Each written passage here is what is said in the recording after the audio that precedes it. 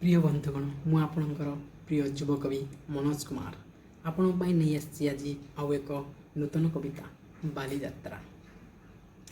प्रति वर्ष आसे पुणी मने बढ़ाए से अपेक्षार मात्रा सबु अपेक्षार अंत घटाई आसीगला कटकर बाली यात्रा।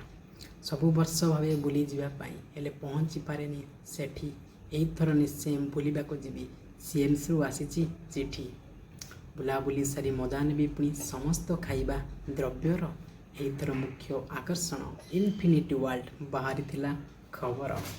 बंधुवर्ग सबू करिछंती निमंत्रण देखिबाकू बाली यात्रा। पितामाता संगे मु मध्य जीवी भुवनेश्वर कटक हेब रेल यात्रा। केवल ओडिशा रे नुहे एशिया महादेशे प्रसिद्ध यार बजार। जदि किए जानी ना टिके गूगल मौसम को पचार। आस बंधुगण सब मिलमिशि जावा किणवा यात्रा खजा ठुंका पुरी संगे मुड़ी मांस खाई पाइबा यात्रार मजा। प्रिय बंधुगण यदि कविताटी भल लगी थाए लाइक शेयर और कमेंट करेंगे। धन्यवाद।